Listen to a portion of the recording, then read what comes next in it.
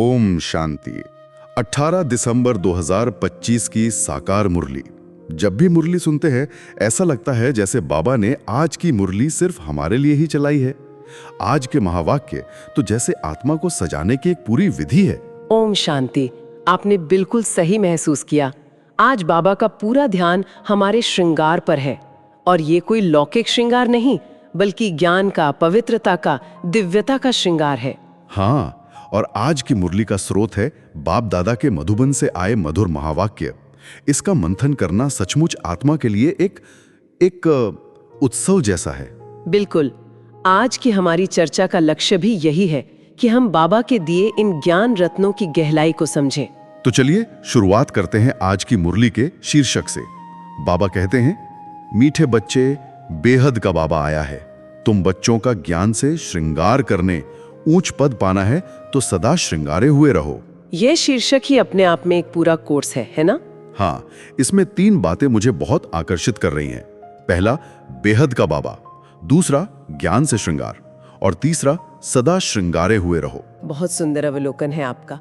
देखिए, बेहद का बाबा, ये शब्द ही हमें हमारी छोटी छोटी हद की दुनिया से तुरंत बाहर खींच लेता है। सही बात है।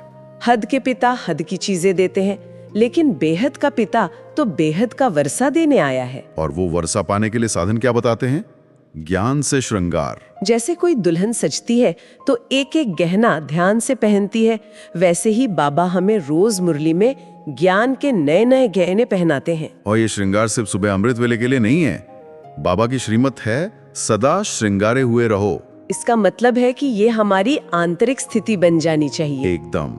चलते फिरते, काम करते, हर पल हमें याद रहे कि हम सजी सजाई ईश्वरी संतान हैं। और मुरली का सार इसी बात को और स्पष्ट करता है। बाबा याद दिलाते हैं कि ये पुरुषोत्तम संगम युग है, यानी साधारण पुरुष से उत्तम पुरुष बनने का युग। और ये परिवर्तन आएगा कैसे? ज्ञान और योग के गहनों से। लेकिन इस सारे श्रृंगार का जो आधार है, जो फाउंडेशन है, वो है पवित्रता। हाँ, ये बात बहुत गहरी है। बाबा ने साफ कहा है, पवित्र बने बिना आत्मा हल्की हो ही नहीं सकती। और जब तक आत्मा हल्की नहीं होगी, वो वापस घर परमधाम जा ही नहीं सकती। अच्छा, मुरली में आगे बाबा सेवा करने वाले बच्चों की बहुत महिमा करते हैं। वे कहते हैं कि ऐसे बच्चों को देखकर बाप दादा खुश होते हैं। अब सेवा तो बहुत बच्चे करते हैं, लेकिन बाबा की खुशी का विशेष कारण क्या है? क्या ये सिर्फ बाहरी भागदौड़ है या इसके पीछे कोई और गहरा रहस्य है? ये बहुत ही व्यावहारिक प्रश्न है। देखिए, बाबा की खुशी केवल कर्म को देखकर नहीं होती, बल्कि कर्म के पीछे की चेतना को देखकर होती है। बिल्कुल। जो बच्चे सचमुच सेवाधारी हैं, वे दोनों बापों को, शिव बाबा और ब्रह्मा बाबा को फॉलो कर रहे हैं। उनकी सेवा सिर्फ भाषण करना या सेंटर संभालना नहीं है। उनकी असली सेवा है अपनी स्थिति से वातावरण बनाना। मतलब वे जो सिखाते हैं, पहले वो खुद जीते हैं। उनका श्रृंगार उनकी सेवा में दिखाई देता है। एकदम। वो लिविंग द टीचिंग का उदाहरण है, सिर्फ नोइंग द टीचिंग का नहीं। जब एक सजी सजाई आत्मा किसी को ज्ञान देती है तो उसके शब्दों में ताकत होती है। वो सिर्फ जानकारी नहीं दे रही, वो अपनी शक्ति का, अपनी पवित्रता का दान कर रही है। यही है पतितों को पावन बनाने की सच्ची ईश्वरीय सेवा। और बाबा के लिए इससे बड़ी खुशी क्या होगी कि उनके बच्चे उनके समान बनकर उनका ही कार्य कर रहे हैं। ये देखना कि बच्चे मेहनत करके अपना पद ऊंच बना रहे हैं, यही बाप दादा की सबसे बड़ी संतुष्टि है। ये बहुत दिलचस्प है, क्योंकि यहाँ खुशी बाहरी नतीजों से नहीं, बल्कि बच्चे के पुरुषार्थ, उसकी ईमानदार कोशिश से जुड़ी है। आपने सार पकड़ लिया। यही ईश्वरीय प्रेम की विशेषता है। इसी श्रृंगार से जुड़ी एक और बात है पवित्रता का ताज। मुरली में बाबा सतयुग के देवताओं के ताज का रहस्य खोलते हैं। हाँ, आमतौर पर हम उसे रोशनी का एक प्रभा मंडल समझते हैं, लेकिन बाबा का दृष्टिकोण तो कुछ और ही है। वही तो, बाबा कहते हैं कि चित्रों में जो ताज या प्रभा मंडल दिखाते हैं, वो कोई बिजली की लाइट नहीं है। वो उनकी पवित्रता की निशानी है, उसका यादगार है। सोचिए, उनकी पवित्रता में इतनी शक्ति थी कि वो आज तक चित्रों में एक ताज के रूप में याद की जाती है। ये पवित्रता के ताज वाली बात बहुत गहरी है, और ये मुझे मुरली के एक और अनोखे शब्द की याद दिलाती है, वानप्रस्थ अवस्था। आमतौर पर हम इसे रिटायरमेंट से जोड़ते हैं, लेकिन यहाँ इसका क्या गहरा अर्थ है? ये संगम युग ही हमारी रूहानी वानप्रस्थ अवस्था है। लौकिक जीवन में वानप्रस्थ का मतलब होता है जिम्मेदारियों को छोड़कर जंगल में जाना। लेकिन बाबा हमें इसका रूहानी अर्थ समझाते हैं। वन की ओर प्रस्थान करने की तैयारी। हाँ, हमारा असली घर, हमारा वन तो परम धाम है। तो ये समय है इस पुरानी दुनिया, पुराने शरीर, पुराने संबंधों से बुद्धि को धीरे धीरे समेटकर घर वापस जाने की तैयारी करने का। ये आज के मिनिमलिज्म के विचार से कितना मिलता जुलता है, लेकिन इसकी वजह बाहरी नहीं बल्कि गहरी आध्यात्मिक है। बिल्कुल, बाबा ने कहा है कि इस अवस्था में वनवाह में रहना है, न बहुत ऊंच न बहुत नीच, बहुत साधारण। इसका मतलब है दिखावे से परे हो जाना, अपनी ऊर्जा बाहरी शानो शौकत में लगाने के बजाय अपनी आंतरिक स्थिति को श्रेष्ठ बनाने में लगाना। जैसे ब्रह्मा बाबा ने अपना सब कुछ त्याग कर एक साधारण जीवन जिया, वैसे ही हमें फॉलो फादर करना है। यही सच्चा वानप्रस्थ है। तो इतनी ऊंची मंजिल, बेहद का वर्षा पाने की सबसे सीधी और सरल युक्ति क्या है? क्या कोई लंबा चौड़ा कर्मकांड है? नहीं, यही तो इस ज्ञान की खूबसूरती है। युक्ति सिर्फ 2 शब्दों में है, मामेकम याद। एक मुझ बाप को याद करो। हाँ, ये कोई हठ योग नहीं है जिसमें शरीर को कष्ट देना पड़े। ये राजयोग है। इसे राजयोग क्यों कहते हैं? क्योंकि ये हमें राजाओं का राजा, विश्व का मालिक बनाता है। और ये सिखा कौन रहा है? स्वयं परमपिता परमात्मा। वही तो। दुनिया का कोई गुरु अपने शिष्य को अपनी गद्दी नहीं देता, लेकिन हमारा बाप हमें विश्व की बादशाही दे देता है। और शर्त बस एक ही है, पवित्रता। जो बच्चे पवित्र रहते हैं उन्हें 21 जन्मों की अविनाशी राजधानी का अधिकार मिलता है। हाँ, लेकिन इस सौदे के महत्व को समझने के लिए हमें अपनी यात्रा को भी समझना होगा। बाबा मुरली में काम चिता और ज्ञान चिता का जिक्र करते हैं। वो हमें दिखाते हैं कि हमारी आत्मा की हालत बिगड़ी कैसे। हाँ, द्वापर युग से जब देह अभिमान आया तो काम विकार की चिता पर बैठकर आत्मा जलकर काली सांवरी हो गई, उसकी सारी शक्ति खत्म हो गई। और अब संगम युग पर बाबा हमें उसी आत्मा को फिर से पावन बनाने के लिए ज्ञान चिता पर बिठाते हैं। ये कितना सुंदर चित्र है। एक चिता नीचे गिराती है, दूसरी ऊपर उठाती है। और इसी से जुड़ा है विकर्माजीत संवत का रहस्य। अच्छा, जब हम ज्ञान चिता पर बैठकर पवित्र बनते हैं तो हम अपने विकर्मों पर जीत पाते हैं। हम विकर्माजीत बनते हैं। बाबा समझाते हैं कि सतयुग की शुरुआत से पहले ये विकर्माजीत संवत चलता है, जब हम अपने कर्मों का खाता चुकतू कर रहे होते हैं। तो ये एक तरह से हमारी आत्मा का निजी कैलेंडर है, हमारी जीत का कैलेंडर। बहुत खूब कहा आपने। ये स्वराज की निशानी है, पहले स्वयं पर जीत, फिर विश्व पर राज्य। इसी स्वराज से जुड़ा एक और शक्तिशाली प्रतीक है स्वदर्शन चक्र। हम इसे विष्णु के हाथ में एक हथियार के रूप में देखते हैं। लेकिन यहाँ यह आत्मचिंतन का एक साधन है। पर इसे रोजमर्रा की जिंदगी में घुमाना कितना व्यावहारिक है? क्या इसका मतलब है कि काम करते करते भी हमें 84 जन्मों के बारे में सोचना है? ये एक बहुत ही व्यवहारिक सवाल है।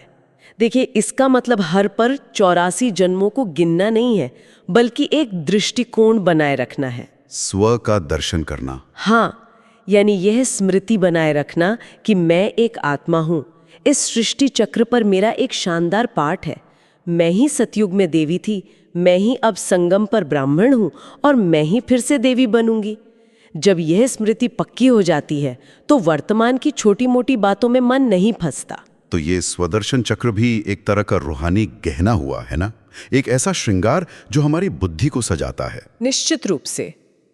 और इसका सबसे बड़ा लाभ, जैसा बाबा बताते हैं, ये है कि इससे विकर्म विनाश होते हैं। जब आप खुद को देह से न्यारी आत्मा समझते हैं और अपने पूरे चक्र को देखते हैं तो देह अभिमान से हुए पापों का बोझ योग अग्नि में जलने लगता है। इन विकर्मों के बोझ को बाबा ने एक और सुंदर उदाहरण से समझाया है, चुंबक और सुई का। ये मुझे हमेशा बहुत प्रभावित करता है। हाँ, ये सादृश्य बहुत गहरा है। बाबा परम धाम में बैठे सुप्रीम मैग्नेट है जो हमें अपनी ओर खींच रहे हैं, और हम आत्माएं सुई की तरह हैं। लेकिन जन्म जन्मांतर से हम पर विकर्मों की कट यानी जंग लग गई है। जंग लगी सुई को चुंबक खींच नहीं सकता। और ये जंग उतरती कैसे है? योग बल से।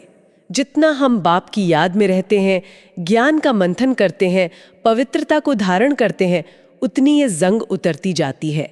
आत्मा हल्की होती जाती है और चुंबक की ओर खींचने लगती है। और बाबा ने जंग का जो मुख्य कारण बताया है, जो हमारा सबसे बड़ा महाशत्रु है, वो है काम। बाबा कहते हैं, इस एक विकार ने हमें आधा कल्प के लिए दुखी और पतित बनाया है। इस पर जीत पाना ही जगत जीत बनना है। क्योंकि जब ये मुख्य शत्रु हारता है तो उसकी सेना क्रोध, लोभ, मोह, अहंकार अपने आप कमजोर पड़ जाती है। एक बात जो शायद सुनने वालों के मन में भी आ सकती है वो ये है कि काम महाशत्रु पर जीत पाना बहुत बड़ा लक्ष्य लगता है। क्या बाबा कोई छोटा पहला कदम बताते हैं जिससे ये यात्रा शुरू की जा सके? बाबा हमेशा प्रैक्टिकल रास्ता दिखाते हैं। पहला कदम है दृष्टि। दृष्टि? हाँ, बाबा कहते हैं अपनी दृष्टि को पवित्र बनाओ, भाई भाई की दृष्टि रखो। जब दृष्टि बदलती है तो वृत्ति यानी हमारा नजरिया बदलता है, और जब वृत्ति बदलती है तो कृति यानी हमारे कर्म स्वतः बदल जाते हैं। सचमुच बाबा हर बड़ी मंजिल के लिए पहला कदम बहुत सहज बताते हैं। इतना सारा गहरा ज्ञान सुनने के बाद मन में यही आता है कि इसको रोजमर्रा के जीवन में कैसे लाएं। बाबा ने आज धारणा के लिए क्या खास इशारे दिए हैं? आज धारणा के लिए बाबा ने 4 बहुत ही स्पष्ट और शक्तिशाली बिंदु दिए हैं। पहला तो यही है कि स्वदर्शन चक्र फिराकर अपने पाप भस्म करो और इस रूहानी पढ़ाई से अपना पद श्रेष्ठ बनाओ। और इसी के साथ एक बहुत मीठी शिक्षा है कि किसी भी हाल में आंसू नहीं बहाने हैं। बिल्कुल, ज्ञान स्वरूप आत्मा को रोना शोभा नहीं देता। ये आंसू ना बहाने वाली बात सिर्फ दुख में मजबूत रहने की बात नहीं है, ये अपनी सेल्फ सोवरेनिटी यानी स्वराज की निशानी है। हम परिस्थितियों के मालिक हैं, गुलाम नहीं। एकदम सही। दूसरा धारणा का बिंदु है अपनी वानप्रस्थ अवस्था को याद कर बहुत साधारण रहना, जैसे ब्रह्मा बाप रहे। सादगी में ही दिव्यता है। बिल्कुल। तीसरा, आत्मा को संपूर्ण पावन बनाने के लक्ष्य को बुद्धि में सदा स्पष्ट रखना। हर संकल्प, हर कर्म इसी कसौटी पर जांचना कि क्या ये मुझे पावन बना रहा है। और चौथा बिंदु तो बहुत ही प्यारा और अनुभव का है। हाँ, चौथा बिंदु है कि मुख से ज्यादा बोलने के बजाय अपने आप से बातें करो। अंतर्मुखी होकर बाबा से मीठी मीठी रूरिहान करो, जैसे बाबा आप कितने मीठे हो। हाँ, या बाबा आपके मिलने से हमें क्या नहीं मिला, वाह मेरा श्रेष्ठ भाग्य। ये आंतरिक संवाद, ये सेल्फ टॉक हमारी स्थिति को इतना मजबूत कर देता है कि बाहरी बातें हमें हिला नहीं सकती। ये बहुत सुंदर धारणा के पॉइंट्स हैं। और आज बाप दादा का मधुर वरदान भी इसी प्रैक्टिकल जीवन से जुड़ा है। हाँ, आज का वरदान सेवाधारियों के लिए एक बहुत बड़ा सूत्र है। वरदान है, सदा मोल्ड होने की विशेषता से संपर्क और सेवा में सफल होने वाले सफलता मूर्त भव। मोल्ड होना यानी परिस्थिति के अनुसार ढल जाना। ये मोल्ड होने वाले ही रियल गोल्ड हैं वाली बात सोचने पर मजबूर करती है। सही बात है। इसका मतलब है कि आध्यात्मिकता में मजबूती कठोर होने में नहीं बल्कि लचीलेपन में है। ये कई लोगों की सोच के विपरीत है। आपने बिल्कुल सही समझा। असली सोना ही सबसे लचीला होता है, उसे किसी भी आकार में ढाला जा सकता है। नकली सोने में अकड़ होती है, वो टूट जाएगा पर मुड़ेगा नहीं। बाबा हमें साकार बाप का उदाहरण देते हैं। वे बच्चों के साथ बच्चे, बड़ों के साथ बड़े, कभी दोस्त, कभी शिक्षक, कभी बाप बनकर मिले। उन्होंने कभी अपनी स्थिति का अहंकार नहीं रखा। यही है मोल्ड होना। हाँ, और अगर हमें ये कला आ जाए तो सेवा में कभी टकराव हो ही नहीं सकता। हम हर आत्मा के संस्कार को समझकर उसके अनुसार व्यवहार कर सकते हैं। वाह, तो सफलता का राज परिस्थितियों को बदलने में नहीं बल्कि खुद को उनके अनुसार ढालने में है। एकदम। और आज का स्लोगन भी इसी शक्ति की ओर इशारा कर रहा है। वो क्या है? स्लोगन है, जहां सर्व शक्तियां हैं वहां निर्विघ्न सफलता साथ है। ये सीधा सीधा हमारे योग से जुड़ा है। बिल्कुल, अगर हमारा कनेक्शन सर्वशक्तिमान बाप से जुड़ा है तो हमें सारी शक्तियां मिलती हैं। और जब हमारे पास हर परिस्थिति से निपटने की शक्ति होती है तो कोई भी परिस्थिति विघ्न नहीं लगती बल्कि एक अवसर लगती है। तब सफलता हमारा पीछा करती है, हमें सफलता के पीछे नहीं भागना पड़ता। सही कहा। और अंत में मुरली में एक अव्यक्त इशारा भी है। वो हमें क्या याद दिला रहा है? वो इशारा अब पुरुषार्थ को तीव्र करने का आह्वान है। इशारा है कि अब संपन्न और कर्मातीत बनने की धुन लगाओ। अब बातों से पार, स्थितियों से पार जाने का समय है। कर्म करते हुए कर्मयोगी रहो, लेकिन जैसे ही कर्म समाप्त हो बुद्धि उससे न्यारी हो जाए, कर्मातीत अवस्था में स्थित हो जाए। यह अभ्यास अब हमें सहज और नेचुरल बनाना है। ये हमारी अंतिम मंजिल की फाइनल तैयारी का बिगुल है। बहुत बहुत शुक्रिया। आज की मुरली का ये मंथन वाकई बहुत गहरा था। श्रृंगार की बात से शुरू होकर कर्मातीत अवस्था तक की पूरी यात्रा का नक्शा बाबा ने आज हमें दे दिया। तो मीठे मीठे सिखिलदे बच्चों प्रति माता पिता बाप दादा का याद प्यार और गुड मॉर्निंग, रूहानी बाप की रूहानी बच्चों को नमस्ते। हम रूहानी बच्चों की रूहानी माता पिता बाप दादा को याद प्यार, गुड मॉर्निंग और नमस्ते। ओम शांति। आज की इस चर्चा को समाप्त करने से पहले एक विचार हम सबके मनन के लिए छोड़ जाते हैं। जरूर। आज बाबा ने हमें ज्ञान से श्रृंगार करने को कहा। एक सच्चा श्रृंगार हमेशा दूसरों को दिखाई देता है, उसे बताना नहीं पड़ता। बहुत गहरी बात है। तो हम खुद से ये पूछें, क्या हमारा ये रूहानी श्रृंगार हमारे चेहरे से, हमारे चलन से, हमारे व्यवहार से दूसरों को दिखाई दे रहा है? क्या हमारे संपर्क में आने वाली आत्माओं को हमसे शांति और शक्ति की अनुभूति होती है? जब हमारा श्रृंगार इतना प्रत्यक्ष हो जाएगा कि हमारी उपस्थिति ही बाबा का परिचय देने लगे, तब हम सचमुच सदा श्रृंगारे हुए कहलाएंगे। बिल्कुल। तो सवाल यही है कि क्या हम ऐसे प्रत्यक्ष प्रमाण बनने के लिए तैयार हैं? ओम शांति।